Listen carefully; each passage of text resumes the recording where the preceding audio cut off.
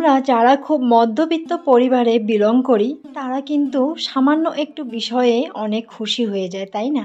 তো নমস্কার বন্ধুরা, সর্বপ্রথম আমার পরিচয়টা দিয়ে দেই। আমি এমআর ডেলি লাইফস্টাইল চ্যানেলে মমতা। আশা করছি তোমরা সকলে যে যেখানে আছো সকলে মিলে ভালো থেকো, সুস্থ থেকো, সাবধানে থেকো। আর আমরাও বেশ ভালোই আছি তোমাদের আশীর্বাদে ও ভালোবাসায়। তো দেখতে দেখতে দেখো মহালয় চলে আসলো। আর মহালয় মানে হলো যে সকলে জানে যে মা নাকি আর কি এই যে ভূমিতে নেমে গেছে, তাই তো। তো যাই হোক, আর বেশ কয়েকটা দিন, আর দেখতে দেখতে একটা সপ্তাহর অপেক্ষা, তাহলে কিন্তু চারদিকে ঢাক ঢোল বাজনা শুরু হয়ে যাবে। তার মানেই বুঝতে পারো একদম মানে পুজোর হই হুল্লোড় লেগে যাবে, তাই তো। তো যাই হোক বন্ধুরা, সকালবেলা এই যে বাসি কাজগুলো করে নিলাম, নিয়ে এদিকে স্নানটাও সেরে নিলাম। আর স্নানটা সেরে যেহেতু আজকে মহালয়া, আর সকালবেলা কিন্তু টিভি স্টার্ট করা হয়েছে। আর একটুখানি মহালয়া দেখেছি, কারণ বেশি একটা দেখিনি। কারণ কি বলতো, প্রত্যেকটা বৎসরে টিভিতে এইরকমই মহালয়া দেখায়, মানে আর কি একই রকম। আর বেশ ভালোও লাগে না সেরকম একটা একই রকম মানে জিনিস দেখতে অতটা একটা মানে পছন্দ না। তো যাই হোক, একটুখানি দেখতে হয় তাই দেখলাম। দেখে দেখো এদিকে স্নানটাও সেরে নিলাম, নিয়ে ঠাকুর ঘরে চলে এসেছি। ঠাকুর ঘরটা সুন্দরভাবে একটু লেপা মোছা করে নিলাম। আর এখন কি বলতো, ফুল তুলে নিচ্ছি। আর আমাদের এই যে বাড়ির সামনেই যে আমি চারদিকে ফুলের গাছগুলো লাগিয়ে দিয়েছিলাম, সেগুলোর এত সুন্দর করে ফুলগুলো ফুটছে, বেশ কিন্তু ভালো লাগছে, দেখতেও ভালো লাগে। তবে কি বলো তো, ফুলগুলো ছোট ছোট তো ছিঁড়তে একটুখানি অসুবিধা হয়। আর আমাদের বাড়ির সামনে হলো সাদা ফুল গাছ, ধুতরো ফুল, এসব ফুল গাছ তো লাগানো আছে। তো ধুতরো ফুল খুঁজলাম, পেলাম না। তবে বাবা জানো তো, বাড়ির মানে ঠাকুরের আমাদের যে তুলসীতলা আছে, তুলসীতলার সামনেই বাবা একটা নীলকণ্ঠর গাছ লাগিয়েছে, সেখান থেকে বেশ কয়েকটা নীলকণ্ঠর ফুলও তুলে নিলাম।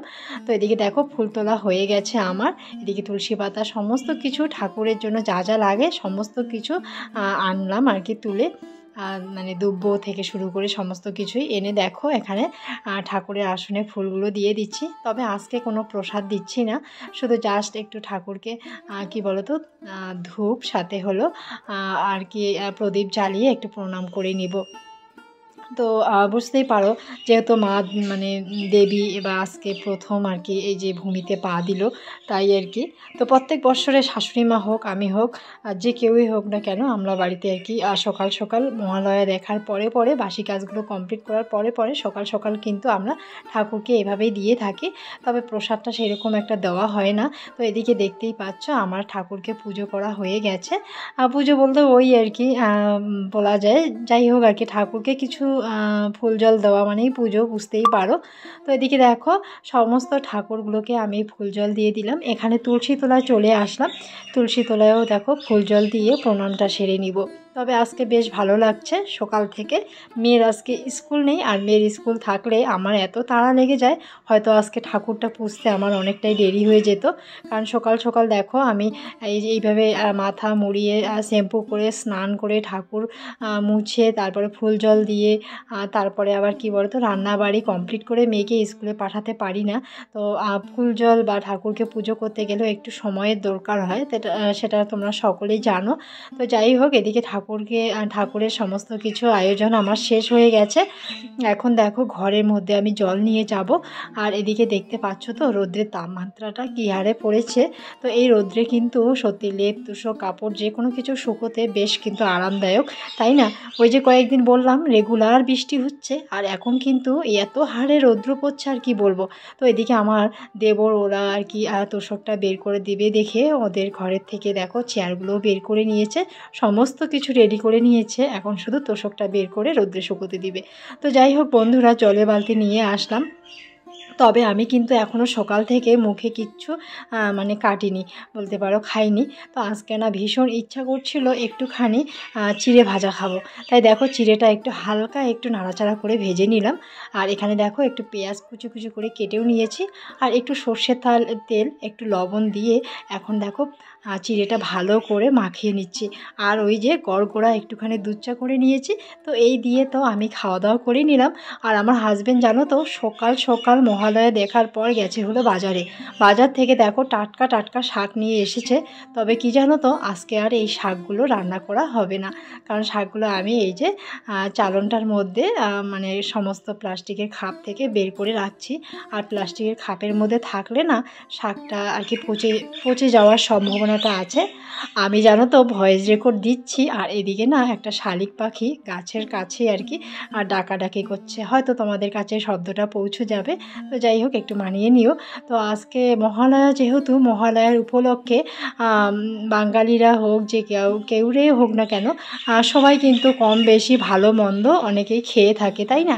তো আমরা কিন্তু প্রত্যেক বৎসরে মহালয়ার দিন নিরামিষ করি না, কারণ আমরা ভালো মন্দ কিছু খাওয়ার চেষ্টা করি। ওই যে বলে না গরিবরা আর কি, মধ্যবিত্ত পরিবারের মানুষরা সামান্য একটুতেই অনেকটা খুশি হয়ে যায়। তো আমাদের কাছে কিন্তু মাটন নেই, মানে আর কি খাসির মাংস নেই বা ইলিশ মাছ নেই, তবুও কিন্তু দেখো দেশি মুরগির মাংস হলেই কিন্তু আমরা এতেই অনেক কিছু খুশি। এদিকে দেখো ও না মাছ নিয়ে এসেছে, যেহেতু আমার শাশুড়ি মা আর কি মাংস খায় না, উনি যে কোনো মাংসই খায় না, তাই আর কি শুধু জাস্ট কবিতরের মাংসটাই খেয়ে থাকে। তবে বাড়িতে তো কবিতরের মাংস নেই, যার জন্য কিন্তু মাছ আনা হয়েছে। তবে মাছটা শুধু শাশুড়ি মায়ের জন্য না, আমাদের সকলের জন্য আনা হয়েছে। তো আজকে জানো তো মাংসটাও রান্না করে নিলাম।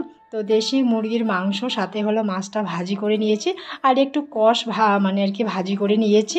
এই দিয়ে দেখো পেট ভরে একদম সবাই মিলে খেয়ে নিলাম। খাওয়া দাওয়া করে জানো তো আজকে যে কথাটা বলছিলাম, আমার হাজব্যান্ডের দ্বারাই এই অপরাধমূলক কাজটা আর কি করতেই হলো। কারণ দেখো বাড়িতে না মাংস কাটার মতো কেউ নেই, মানে আমার শ্বশুরমশাই তো এসবের আর কি ধারে কাছেও যায় না। তারপরে আমার দেবর, ও তো বাড়িতে সারাক্ষণ থাকে না, আর থাকলেও ও আর কি মানে কাটতে অতটা পছন্দ করে না। তো যাই হোক মানে মাংসটা আর কি মানে মোরগটা আর কি আমার হাজব্যান্ডে কেটে নিল। তো ওর দ্বারাই আর কি এই যে অপরাধমূলক কাজটা করতে হলো। তো যাই হোক এদিকে দেখো আমরা না খাওয়া দাওয়া কমপ্লিট করে, তারপর জানোই তো অনেক ধরনের কাজ থাকে, সেগুলো সমস্ত কিছু কমপ্লিট করে এদিকে আমরা রেডি হয়ে বেরিয়ে পড়লাম। আমার মেয়ে কয়েকদিন থেকে বায়না করছে শপিং করার জন্য। তো শপিং করার জন্য দেখো বাজারের দিকে আমরা পৌঁছে গেলাম। তো এদিকে দেখো একটা দোকানে চলে এসেছি, আর দোকানের ভিতরটা দেখতে পাচ্ছি খুব ভিড় জমে গেছে, আর লোক কিন্তু সমানে আসতেই আছে। তো বুঝতেই পারছো পুজোর বাজার আর কি। তো চলো বন্ধুরা, আজকের ব্লগটা কেমন লাগবে অবশ্যই কমেন্ট করে কিন্তু জানিয়ে দিও। আর সকলে ভালো থেকো, সুস্থ থেকো, সাবধানে থেকো, এটাই দূর থেকে চাইবো। টাটা সকল বন্ধুকে।